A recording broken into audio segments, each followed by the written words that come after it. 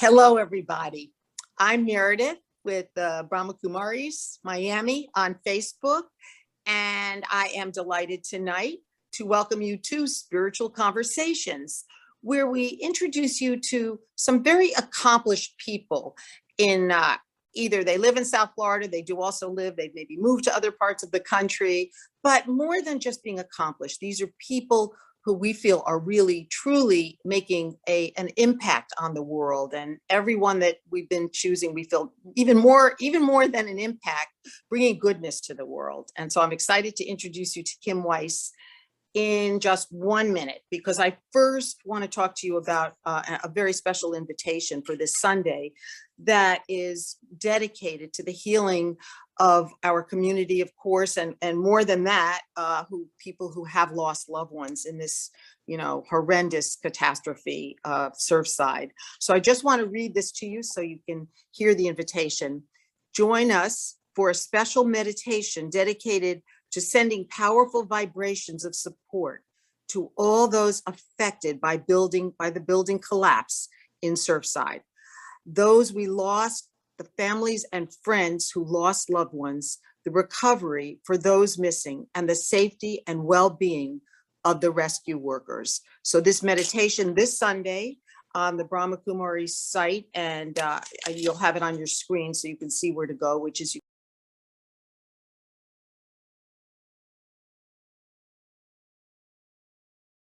1:30 this Sunday, and we hope that you'll join us for what I feel is going to be a very meaningful and also healing meditation for the city and, of course, for the families. So now I am looking forward to introducing you to someone who I actually go back with for many, many years. I think that she won't be happy if I tell people how long we've known each other. No, it's okay. Kim Weiss has been a publicist in South Florida for at least 25 years, and she has been with Health Communications. You might not know what Health Communications is, you might not know what HCI is, but you certainly will know what the books, one of the best-selling books, I would say, maybe in the world has been, right? It's the Chicken Soup for the Soul books. Kim was there right when it started. She was in the room where it happened. And we had actually known each other before, and we reconnected quite accidentally some years later when the books were becoming very popular, right at the beginning of the book. So I am just really, really excited to introduce you to someone, not only just such an accomplished, great person, but somebody who's my friend, Kim Weiss. So Kim, we have a lot to talk about tonight, so much, but First, I know there are people out there, if you've joined tonight because you want to know if you have a book to publish, or a book, maybe you're just starting to write a book and you're wondering, could it be a bestseller? Could it just spread through the world because I have such an amazing story? Well, Kim has a company, and the company is Kim Weiss Publications. Kim Weiss Communications. And her website is help me with my book. So I think that's right. Kim will complete that in a minute. But Kim, I mean, when you started with these books, did you have any idea that they were going to just be runaway success books, the whole series? And there's hundreds of these books, right? There's a lot of books, and they continue to motor along.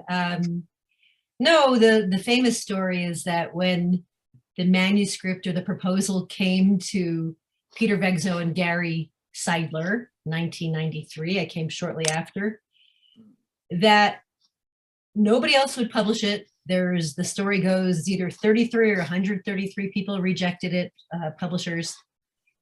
They thought they could break even. They thought they could sell 10,000 copies and break even. They were friends with Jack Canfield, so they said, okay, let's do it. So just imagine to go from 10,000 as your expectation to millions and millions of books being sold. So that's the beginning story. And my company is Kim Weiss Publishing Services, but yeah, I'm sorry. Doesn't matter. Yeah, I got it wrong. People come to me as just Kim. Okay. They find me in different ways. I work for a lot of different concerns, and it's been fun. And I know, as I just said earlier, that a lot of people out there do have a book or a thought for a book, and they feel that there's a potential, but it's very hard to know, isn't it? I mean, it's really hard to know if you have the book or you can write the book or people are interested. But so when you first started with health communications, okay, so it was already becoming popular, but it wasn't yet the mega success story, right? So as I understand it, this book, the first one, was, something quite different because stories weren't that popular in those days, were they? I mean, people were just not interested in a book of a lot of stories. Yeah, anthologies, they're very specific, and probably a lot of rejections came from that, besides the fact that the collections are from other people. So publicizing Chicken Soup for the Soul was challenging because it wasn't just like I had one, or in this case, two authors and then their co-authors to promote. It was them kind of shepherding all of these other writers. So it became this like spectacular community, and has so many positive repercussions of what has happened in terms of turning people into readers that were never readers, of people finding their tribes or their teams by reading different niche books. It was just a brilliant idea that really, I worked on it with so many different people, publicists besides myself, that we would subcontract out.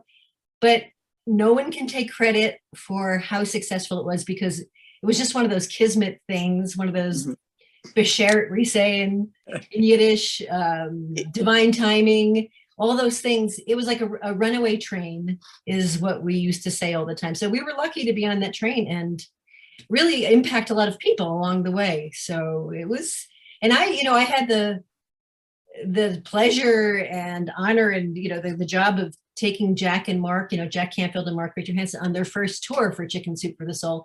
And where did we go? We went to Unity churches.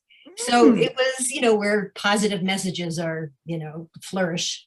So it was really fun. It was fun. It was complex. I'm sure it was hard work. I'm sure it wasn't just all easy and just having a good time, because like you say, there were so many books and there were so many people involved with these books. Right. And as I understand it, you actually had a hand in writing some of the stories, right? Did you write some of the stories, or you were involved in just the creation of the books? Strictly the publicity part, but I had stories accepted in Chicken Soup for the Soul Celebrates Cats. No surprise for people who know me. And I think a couple of others, I can't remember, but no, the editorial department is responsible for all of that. And you have to understand, at a publishing company, meanwhile, we're working on this series, and it would be a New York Times bestseller, one after another after another. It was unbelievable to be a part of. But we were publishing other books at the same time. So there were a lot of other really talented, gifted people making contributions in all kinds of ways. So maybe you could tell us about that. I mean, I'm sorry. I'm just wondering if you could maybe tell me about how the publishing business changed as a result of these books. More interest in these books with positive messages and spiritual kinds of stories. I think the timing was just right. And it was a seed planted that we had, one of the seeds in that garden. And I think that it was, it was like, when I say divine timing, I really mean that, because the culture was ready for it. We became, I think that book, that series, which is now published by another publisher, just had lots and lots of eyes and ears to appreciate it. But, what you have to understand, though, I mean, if you want to talk about the part about if you have a book, and when you say some people have a book, my experience, as soon as I say I work in publishing, everybody has a book. So it's almost like, you have to be careful who you tell. So I love that everybody believes that they have a book, and I encourage everybody to explore that. But my message has always been consistent throughout my entire career. Now I consult, I do publicity, I'm almost retired, so it's having lots of fun doing this. if you're doing it for the right, if you have the right reason to do it, which is if you have a passion, and this really applies to almost any career. I always tell people, if you can't not write your book, that's when you should write a book. If you have a story that just is bursting to be told and really is coming out of you from your heart for the right reasons, then that's when you should pursue this. Other reasons to pursue are if you enjoy writing, write. See what happens. I had the experience of starting to write a book many years ago, and when I started writing it, it turned out to be really bad. And I was like germinating this idea. It was a very funny idea, and I had this writing colleague that wanted to help me, and it was a great association. And as you know, we talked about it. The idea was, oh, it sounded so great. And when I started writing it, it's like, who cares? It was like, so I have this test that I call it the who cares test. So is it your mom and your dad? Is it your kids? Is it your cousins? That's a reason to do it. Self-published books are really, really accessible and manageable and affordable to do, and have more respect than they ever had. Or do you have like a bigger mission? But there's got to be, you have to really be realistic about what publishing is, the difference between publishing, self-publishing. Some people are doing something now called hybrid publishing. The landscape it's not just it has changed, it never stops changing, just like social media and just like media, traditional media. You have to really stay on your toes. But I say, if you want to write a book, the last reason to write a book is because you want to get rich. That's the last thing, because some people do, very few people do. So don't go into it if you think you're going to be able to quit your day job. Right. Don't quit your day job. Don't get on all those morning talk shows and become famous. I mean, just forget that. But I've known some people who have, I'm thinking of someone that I work with at WLRN, and every morning when I'd come into work, she'd be there earlier and she would have been writing. And it's actually not a self-help book or a book about herself. It was more novels, historical kinds of books. And for years I watched her do this. And she said, nothing happened. She would send it to publishers. Nothing happened. And I'd say, how can you do this every day? How can you get up? She'd say, got up at 5, and then she came in, like I said, early, and she wrote her stories. She'd write some of the book. And she said, I said, don't you give up? I mean, don't you feel like giving up? Like nothing's happening. And I think I hope I said it gently. I'm sure, knowing you, I'm sure you did. I hope I did. But anyway, things happened in her life. She ended up meeting somebody, new marriage, moving to California or out west. And then suddenly her first book got published. I'm not even mentioning who it is, but many of her books. She's a best-selling, but a very big selling, more like romance historical novelist. Right. Oh, fantastic. And I never forget that. I never forget seeing her every day. And she said, I get such joy from writing that if it never gets published, I don't care. Perfect candidate. What I was talking about. Yeah.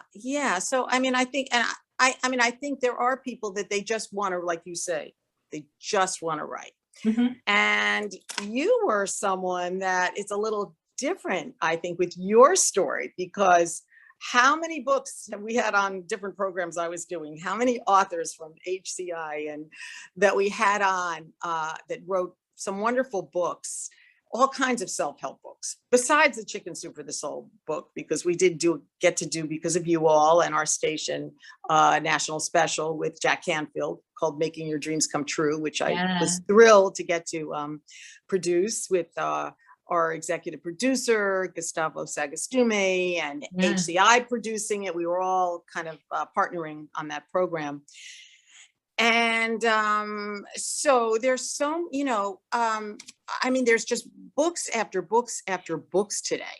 And I'm just wondering, have the themes, that's not what I was planning to say, but it's coming to me right now. is there like a big change in themes? I mean, we were talking about positive messaging then, and I think this is more important than ever. Positive messaging, stories that inspire people, uplift people. Has anything changed, or is it just like that?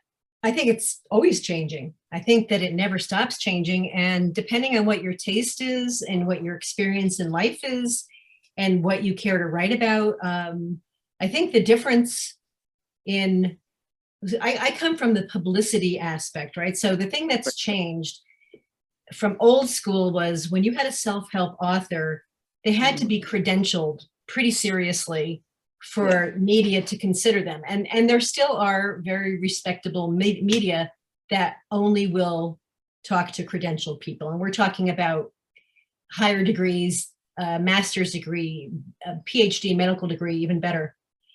So the landscape has widened so much, and there's so many people that are interested in this personal growth, self-improvement, meditation, that I think the media is a good barometer, because they will put people on that write books that don't have those credentials, that have some other mastery of their subject. Now we have the whole audience, the social media following kind of aspect, having a kind of, something on my website that I talk about is having a platform. It's like you can't publish a book with a real publisher unless you come with an audience, which is your platform, which is kind of counterintuitive. And same thing and they're looking to, okay, so you have this audience, that's going to translate to when we try to sell this book. If there is a big following, the media is going to appreciate that too. So that's, I think the whole social media landscape has changed what's going on in the publishing world. I think it's a very broad statement, but I think that has a big effect. And the internet, I always love this term, citizen journalism. Everybody is a blogger. Everybody is some kind of authority, and the credentials have changed. You don't need the credentials. You need to be interesting, entertaining, hopefully a good writer. I mean, someone like me, my favorite kind of book to read, and it has always been, even though I was promoting self-help, is literary fiction. Shouldn't say that, Yeah. But that's, that's an appreciation, to get to that level of success, you have to have a certain mastery of words, so it's a very, very big, wonderful world. So it's changed a lot, but if a person has an amazing story, and I think you must spot it immediately if someone comes to you and wants, to see if they are a possibility for, getting their book published, but they don't have that platform. That means you don't have, maybe you're a writer of yoga or something, or you've been through something in your life, but if you don't have like a whole group of people that are going to buy the books, then it's not going to work. Is that what you're saying in the publishing business? I'm not saying, I'm saying for a traditional publisher, but there's many other ways to publish now. So sure. So we're living in a time where everybody can have a book. So that's mostly good. We don't need to talk about what the downside of that might be, but there is, if you have a passion and you have a product and a story, there's somebody who will help you. And you can work with writing coaches to help your writing be better. You can put your work into the hands of somebody who's expert and help you edit and make your book a better book. So I think it should, if somebody wants to have a book, they can. It's that simple. It's not. So things have changed. Yeah. They have changed. They've widened, it's a bigger landscape, a bigger world. So to tell you, I think people might find this interesting, like to be a fly on the wall in a publisher. I mean, I'm working independently now, but how they vet books is a really interesting process, because they have editorial board meetings, and that editorial board might be called something different in different publishers. They have people from the different departments of the publishing company, which include the salesperson, the marketing person, the publicist, and then the editors, and usually the person in the editorial department that acquired the book or is interested in the book, it's their job to convince the rest of the people at the table that this book is worth publishing. So that means that everybody kind of has a vote, and if everybody votes for it, then it can get traditionally published. So if you have but I always say to people, you can have a great book with no platform that, where the sales, marketing, and PR people are not fond of, and that won't get published, even though it's a great book. But if you have a mediocre book that has all the bells and whistles that I was talking about, that has a better chance. So that makes for an interesting way that books get published. So it rides a lot on the author. So everyone now has to buy into it. It's not just one person who's the head of the company or whatever. Right. Well, in some cases, I've seen they do have a bigger vote. Right. They are people of influence, right? Right. Yeah, I do remember that HCI did publish quite a few of the Brahma Kumari's books. That was wonderful. Many years ago. And I remember coming up there with our beloved spiritual leader, Daddy Jenke, or being up there, I think, when she was there, and Sister Weiss, Jenke, I came up, I remember, to meet you all. And after that initial conversation that we had, and realized that you, who I had known for years before, were working there, and I came up to meet you all, and then we did our first event with Gary Seidler. We'll be hearing more about from him in a few weeks, because he's going to be on the program.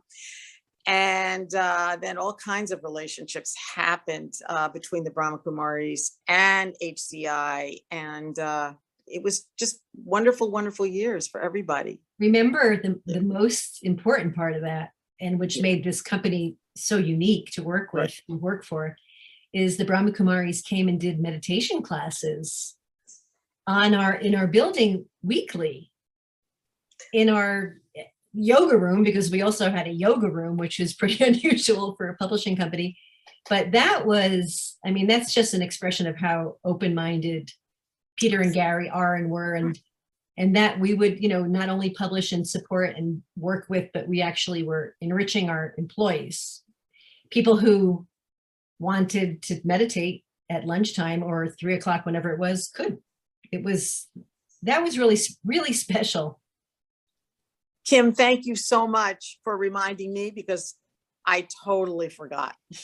Here, that's such a big part of my life, meditation classes, and I completely forgot that did happen. And I know that you were behind so much of this as well, always there saying, to the publishers, let's do this, let's do that. You were also very active with us and with Images and Voices of Hope, which, is now a new organization merged with the Peace Studio. And we traveled together to the summits at Peace Village.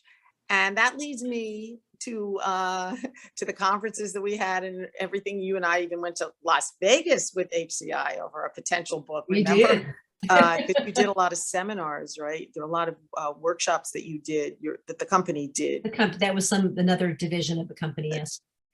Yeah, but I remember you saying, I have a book idea. I think that's how it started, but I didn't yet know what your book idea was. And I find this even more amazing, because you weren't really an author, and through your process of your work over so many years, you became a very popular author. So share. Popular, I don't know. I think, we're talking some years later. Yeah. My book? Yes. My little book that could. Sunrise, Sunset, 52 Weeks of Awe and Gratitude. It must be said that I was working on another book, that I worked with a literary agent for 2 years, a very fancy literary agent, which is another part of publishing that people should look up, and if you want to be published by a real publisher, a traditional publisher. Yeah. So I pressed here and something popped up here. That's one of my theories, is sometimes you push here and things pop up here. So this life's work, this fun book I was doing with a literary agent, never came to be. And then I moved into this place where I had a terrace that overlooked the ocean, where I could see the sunrise and the sunset. And just like I said, write a story if you can't not. Well, I couldn't not take pictures of the sunrise, and in one place I was able to see the sunset also.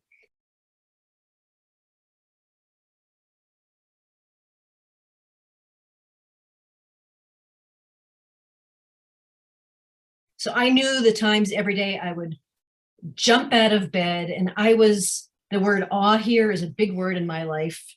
I just would be in awe of what I saw. And I started with my iPhone, and I sent pictures to my family and my friends, and then I posted them on Facebook. And then my then boyfriend, who is now my husband, was posting, and these are the things that they do at the very beginning. They write little haikus under your photography. Beautiful. Which is swoon worthy, right? I'm like, oh gosh. So I'm thinking I should have a book.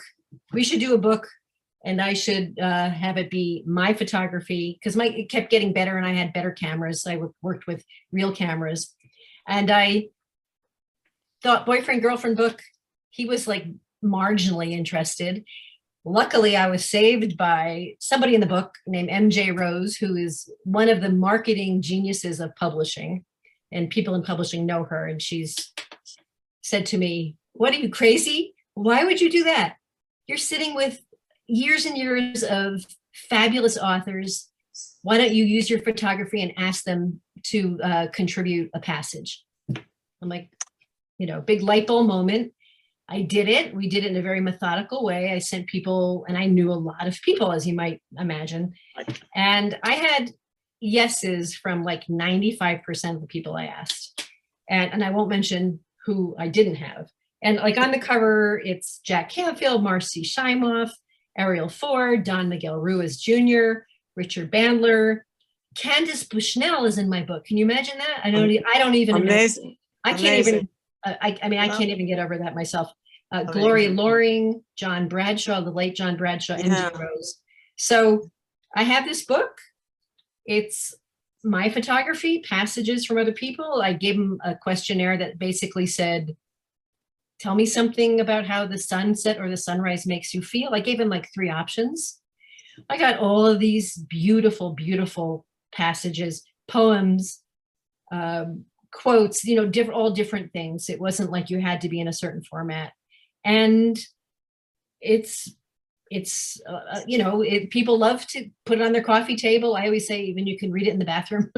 That's my favorite. Yeah, we want you to read a couple of them. Just show the picture if you can, and read a couple of them so people can see how beautiful. Okay, how well, beautiful I certainly, since we're in the world of the universe of the Brahma Kumaris, who I love and admire dearly, and hope you come to Santa Fe, please. Did we say you moved? You moved there. You're now there. We need to have. I want to go have a center here. Okay, so Sister Janti wrote something attributed to the sunrise and then the sunset. The sunrise is: today is a new day, a new beginning, a new chapter. I connect with the divine as a child connecting with the parent in love. I am protected and filled with fresh hope and enthusiasm. Looking at the ocean, I remember I am a lighthouse, sharing the light of love and the light of truth with all. Keeping this in my awareness, I will use my thoughts, words, and actions to share this light with each one I connect with today. Isn't that beautiful? Absolutely beautiful. As Sister Janti is, just right out of the. I would like to have her beautiful voice narrating that, because I'm so in love with her voice. Yeah, that is so beautiful. Every page, when I go through it, every single page has something that's just opens the heart, and is a meditation. Just one page at a time is a meditation. Yeah, a couple more. Okay, Sunset from Sister Janti, then I'll read one by MJ. At the end of the day, check, am I at peace with myself, with others, and the world? I remind myself that whatever has happened has been part of the eternal world drama. Everything was filled with deep significance and was accurate. I am content and peaceful. I ask myself, what would I have done differently today? As the whole film flashes in front of me, I see the good and I surrender it to the divine to keep myself free from ego. I see the things that were not so good, learn the lessons from them, and move on. How beautiful. And I'll read I one love more. these quotes. And you know what? They are just like you could sit there and you could just meditate on one quote. That's all you have to do is just sit there and look at some of the wonderful photos that you've taken. But what I take from this, Kim, is that here you were doing the work. You were Here's the photo. totally enthusiastic. Oh, beautiful. So excited about every author that you ever brought, that I ever met. I went to a lot of your events. And but little did you know that you had a book inside you, right? I mean, that's your story. No So idea. things happen. Things just happen in life. So sometimes I feel that many times, forget the pushing or thinking I got to do this or I got to do that. I think it often just comes very naturally that if you have a thought and you let it go, it'll come back. If it's meant to be, it'll come back and it'll happen. You'll meet the right people. You'll be sitting on your balcony and you'll have a thought, or you'll take a picture like you did, and lots of pictures that you took. And so life has a way of, I think, just making us just to know that whatever we need is going to come to us. And I'm so proud of you. I really am, because Aw. you were always such a beautiful being, and you still are, and a pleasure to work with, and professional. And I never saw you down. I never saw you pushy, because sometimes publicists can be, having a TV show for so many years, I had a lot of pushy publicists that when I didn't want to, I wasn't interested in the book, they were pushing me as to why I should have the book on my show. You were never like that. You would just present the idea, immediately send the book beautifully, everything with the bios, whatever, the press release, everything, and gently just say, I think this is of interest to you. So for me, what you're all about, Kim, is your connection, the way you connect with people, and you love people. That's why you have a world of friends all over the world. So I think that we can close on this, unless there's one more message or one more story or something you'd like to share. I'd like to read one more passage and show you the picture, because I thought, I'm still very avidly taking pictures. So this is one that was actually taken with an iPhone left-handed. It's the first in a car, and it's by MJ Rose. And this is for people who art is central in their life, as it is for me. When I was a little girl, my mother and I would play a game. Watching a sunrise or sunset, we'd decide which famous painter had painted the sky that day. Sometimes it was Monet, or Van Gogh, or Fragonard, or Magritte. Sometimes it was Jackson Pollock or Picasso, but always it was a masterpiece that deserved attention and appreciation.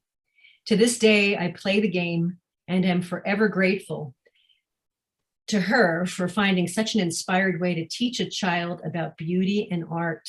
Try it the next time you see a glorious sky.